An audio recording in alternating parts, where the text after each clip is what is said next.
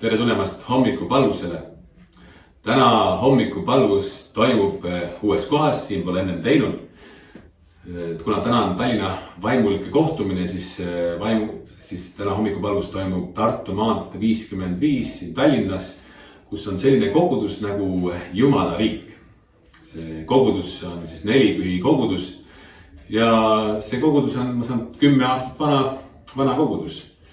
Siin ma saan, tulid Brasiiliast, kas mingi missioonigrupp tuli Eestisse ja siin nad siis tegid kuulutustööd ja siis rajasid siia koguduse. Ma saan, koguduse teenistused toimuvad põhiliselt, ma saan, vene keeles ja ka eesti keeles mingil määral. Aga ma saan, et eelnevalt on vist Ukrainas teinud koguduse tööd ja siis sealt on mitmed tulnud, et siia edasi rajada ka kogudusi või kogudust. Et on siis, ma saan, Brasiiliast lähtuv koguduslik grupp. Aga siin kogudus on selline väiksem, siin on umbes 25-30 inimest, kes pühapäeviti koos käivad, aga nad teevad üritusi ka esmaspäevad õhtuti, kolmapäeva õhtuti ja reede õhtuti, et käivad nädalas mitmed kordi koos, lisaks sellele, et pühapäeval käivad koos. Aga kui keegi tunneb huvi, siis pühapäeva hommikul kell 10 on siia oodatud Tartu maantee 55. Loen siit ka piiblist täna alguseks sõna. Valisin välja psalm 147 ja siit loen siis mõned salmid. Halleluuja! Jah, hea on mängida meie Jumalale. Jah, kaunis ja kohane on kiituslaul. Issand ehitab Jeruusalemma. Tema kogub Iisraeli hajutatud. Ta parandab need, kelle süda on murtud ja seob kinni nende valusad haavad. Tema määrab tähtede arvu ja nimetab neid kõiki nimepidi. Meie issand on suur ja vägev rammult, tema mõistus on määratu. Issand peab ülal viletsaid, aga õelad alandab maani. Laulge issandale tänuga, mängige kandel kiitust meie Jumalale, kes katab taeva paksude pilvedega, kes valmistab maale vihma, kes laseb tärgat rohu mägedele.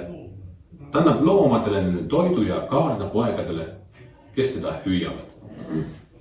Võtsin toon siit esile, ta parandab need, kelle süda on murtud ja seob kinni nende valusad haavad. Jumal armastab meid kõiki ja tema on see, kes meid ka saab hingeliselt tervendada, kui meil on raske aeg. Oleme millestki raskest läbi minemas või oleme läinud millestki raskest ja see on lõhkunud meil justkui sisemiselt puruks teinud. Siis on hea pöörduda Jumala poole ja paluda, et tema meid tervendaks ja hoida temast kinni. Et me püsiks terved ja oleksime toekad minema järgmistest raskustest läbi. Algusmõtted. Siit edasi saame laulda mõned laulud. Oleme laulu Sa kõige väelin looja.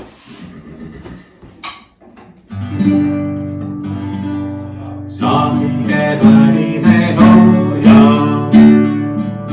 suudame täituhu nüüd, too välja valitud rahvas, kes ütleks sellel maa, kõik loodu igatseb näha, su püha vägevust. Võitmist vajame jälle, see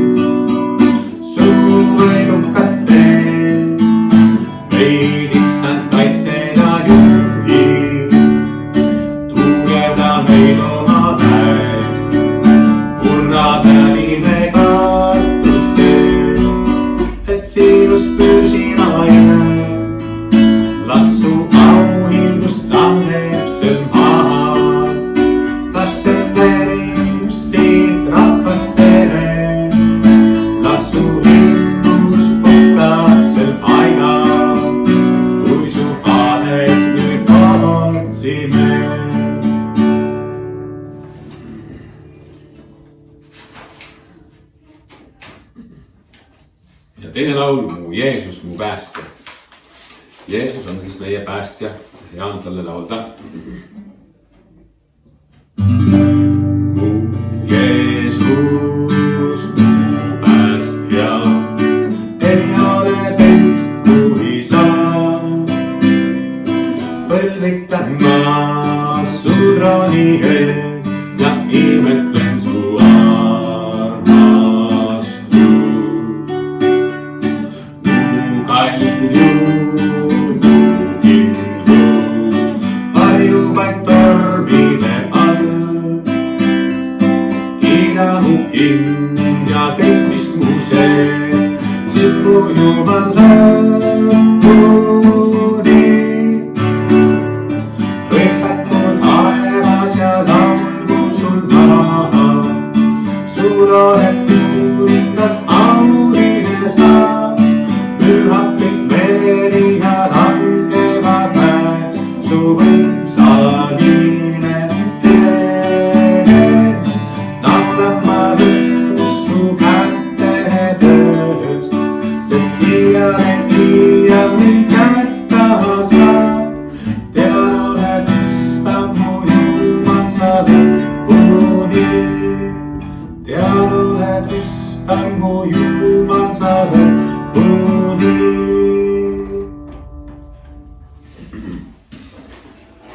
Et kui inimesed võib-olla ei suuda nii ustavad olla, et me võib-olla mõnikord pettume, siis Jumal jääb ustavaks ja temale saame alati loota. Tema kestab ka siis, kui maailm hävib. Tema on igavene. Aga siit edasi mul jäi märkimata, et mul on täna abiline ka Ivo Käsk, abikaplan, abipolitseinik. Ja ma annan nüüd edasi Ivole. Ivo, palun. Tere hommikust. Aitäh, Priidu, laulu eest. Ja rõõm kõigile, kes on täna hommikul osalema tulnud. Minu tänane mõtisklus on meie maailmast, meie kultuuridest ka või meie kultuurist, kus meie siis konkreetselt elame, mis on armunud siledatesse pindadesse. Me lihvime oma pilte, sotsiaalmeedia profiile, oma karjääri, lihvime isegi oma mälestusi seni, kuni neilt peegeldub vastu ja tagasi veatu läige ja mingis mõttes ka igav. Ja purunemine on meie kultuuris ebaõnnestumine. Kui miski läheb katki, siis me viskame selle ära või parimal juhul me parandame või üritame seda parandada nii, et armid ei jääks näha. Ja me tahame, et asjad ja inimesed näeksid välja nagu uued, sest uus tähendab väärtuslikku ja katkine tähendab praaki. Aga Jaapanis väljendatakse sellist iidset kunsti, mida nimetatakse kitsungiks. Ma ei tea, kes ma hääldan seda sõna õigesti, nii nagu jaapanlased seda ütlevad, aga see on murtud keraamika parandamise viis, kus siis kasutatakse looduslikku rušilakki. Ja selle laki sisse segatakse väärismetallide pulbrit, kõige sagedamini siis kulda, aga ka hõbedat, plaatina. Ja kitsungi eripära seisneb selles, et pragusid ei varjata. Neid tõstetakse hoopis esile. Ja need praod, mis on parandatud, saavad osaks selle eseme edasisest ilust ja loost. Ja ühel päeval astus üks rändur kord sisse sellisesse töökotta. Seal istus meister, kes sättis kannatlikult kokku purunenud kausikese kilde. Ja meister sättis kilud kokku ja laskis lakil aeglaselt taheneda. Ja kui kauss oli jälle oma kuju saanud, segas meister laki sisse kullapulbri ja tõmbas pintsli peaga õhukese joone mööda iga murde kohta. Ja niimoodi said pragudest helendavad jooned, mis siis jooksid nagu väikesed kullased jõed üle keraamika. Ja kui vaatame pilte kitsungist, siis näeme just täpselt, kuidas seda tehakse. Rändur vaatas, imestas ja küsis meistri käest, et miks te rõhutate kahjustusi, et kas poleks parem neid varjata. Ja meister vastas selle peale, et see kauss ei ole ilus hoolimata pragudest. Ta on ilus selle pärast, et ta on parandatud. Ja kui ta pani kausi valguse kätte, siis kõik need jooned lõid särama, see kuld ja see, mis kunagi oli olnud selle kausi kõige nõrgem koht, kui ta oli olnud kildudeks, oli teinud selle nüüd väärtuslikuks. Ja see on Jaapani kultuuris üldse selline sügavalt filosoofiline joon, kus hinnatakse ebatäiuslikkust ja tervendamist. Seda tuntakse siis ka wabi-sabina, kus ka sisekujunduses ja mujal kulumisjäljed ja parandused on osa esemelust. Mitte midagi, mida tuleks kustutada. Ja mis kunagi tundus olevat millegi lõpp, sellest on saanud algus. Ja on paradoksaalne, et seni, kuni me oleme terved ja iseseisvad, oleme me sageli ka suletud. Ja kui meie elupind on sile ja katkematu, siis me oleme tihti iseendaga täidetud. Meile võib tunduda, et me saame ise hakkama, meil pole vaja mingisugust abi ega sekkumist meist väljast poolt. Alles siis, kui midagi läheb katki, meie plaanid purunevad või meie maailm kukub kokku, siis tekib ruumi millelegi uuele. Ja siis võib tekkida see pragu, mille kaudu meie meister saab meile ligi pääseda. See on see koht, kuhu saab kuld voolata. Ma mäletan oma elust esimest korda kogesin ma seda oma teismeeas. Ja see oli iga, kus ma tundsin ennast üsna saamatuna ja mul ei õnnestunud ükski töö. Ja kõik puuridad, mida ma ladusin, kukkusid ümber ja mul on alati meeles see näide, kuidas tööpetuses teistel poistel olid siilid, kui nad neid valmistasid ja minu oma oli nagu pabul. Ja kui nüüd saadeti midagi tooma, siis ma seda ei leidnud. Ja tagant järele vaadates ma mõistan, et just seal selles katki olemises ma olin päriselt avatud. Ma olin murtud südamelt ja just seal kogesin ma esimest korda isiklikult ja tugevalt Jumala lähedust. Ma hakkasin tasahilju temaga kõnelema ja tajusin midagi, mis minu jaoks kõik muutis. Ma ei näinud teda füüsiliselt, aga ma tajusin tema armastust. Ma tajusin teda just kui tegemas mulle suurt sooja kalli ja ütlemas, et mina mõistan sind, Ivo, ja sa meeldid mulle ja mina tahan sinuga olla. Ma tahan, et sa jagaksid seda ka teistele. Ja see oli minu esimene isiklik kogemus kitsungist. Jumal ei tulnud mu pragusid peitma, vaid ta täitis neid oma ligioluga. Ja elu toob meie teele muidugi palju rängemaid olukordi kui teisme ja ebakindlus. Ja meie hulgas võib-olla neid, kelle elu on läinud kätki mõnikord tõelise tragöödia läbi või leina või kaotuse tõttu. See võib olla purunenud abielu või kaotatud lähedane, võib-olla hävinenud tervis või sügav läbikukkumine, mis tundub lõplik.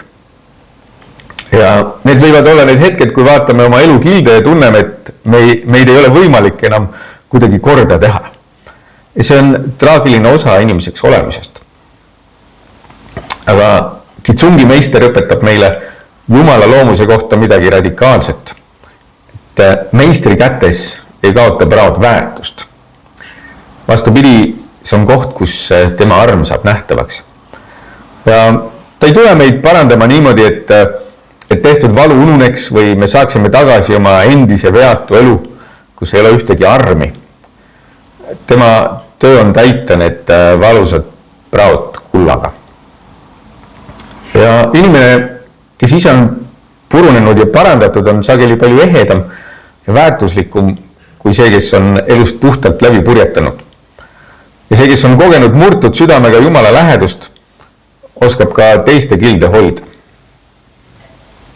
Ja oleme kõik kuulnud neid lugusid, lugenud, näinud inimestest, kes on kas kaotanud lähedase mõne haiguse tõttu, on kogenud ise midagi traagilist oma elus, kuidas nendest saavad teiste inimeste aitajad olukorras, kus nad kogevad selle sama, mida nemad on varem kogenud. Ja kuidas nad parandavad väga paljusid pragusid selle kullaga. Seda ootamatut tõde, mis ei põhine tühjadel sõnadel, seda kinnitab ka piibli tekst psalmide raamatust, mis on suunatud just neile, kes kogevad, et on kildudeks. See on psalmid 34 ja psalm 19. Issand on ligi neile, kes on murtud südamelt ja ta päästab need, kellel on puruks pekstud vaim. või ka osades piiblitõlgetes on öeldud puruks hõõrutud vaim. Jumal ei oota meid veatust, sest tema näeb kilde. Ta ei ole ligi mitte neile, kes on tublid ja terved, vaid neile, kes on murtud. Ja või siis eriliselt neile, kes on murtud. Jumal on ligi kõigile, aga eriliselt neile, kes on murtud. Ja meie praod ei ole meie lõpp, vaid see on see koht, kus Jumal saab tõmmata meie ellu kuldseid jooni. Ja kui me kogeme praegusel hetkel seda katki olemist, siis Jumal kutsub meid enda juurde, et teha meile üks suur soe kalli ja alustada parandustööd, mis teeb meid väärtuslikumaks kui kunagi varem. Ja ma soovin, et need mõtted täna, kes julgustaksid sind, kui sa vajad neid, või julgustaksid meid selles, kui me näeme inimesi, kes vajavad seda, et me võiksime neid mõtteid edasi anda. Et ma soovin head päeva ja nädala jätku. Aitäh, Ivo, selle julgustava sõnumi eest. Nüüd saame laulda veel ühe laulu ja siis on palvetamised, meie isa palve ja õnnistussõnad. Aga laulame nüüd Jäägu Jumala rahu su üle. Jäägu Jumala rahu su üle, tema armastus rõõm käiku sind. Tema valguses käib kõigest loodada pea, tema arm jäägu hoidma sind teeb. Tema arm jäägu hoidma sind teeb.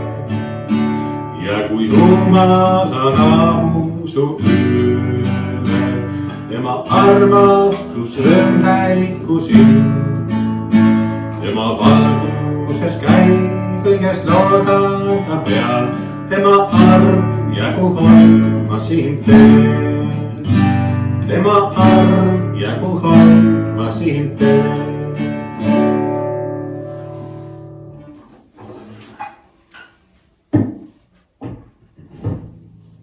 Ja nüüd saame paluda meie isa palve Jeesuse õpetatud sõnadega. Meie isa, kes oled taevas, pühitsetud olgu sinu nimi. Sinu riik tulgu, sinu tahtmine sündigu, nagu taevas, nõnda ka maa peal. Meie igapäevast leiba anna meile tänapäev ja anna meile andeks meie võlad, nagu meiegi andeks anname oma võlglastele. Ja ära saada meid kiusatusse, vaid päästa meid ära kurjast, sest sinu päralt on riik ja vägi ja au igavesti. Aamen.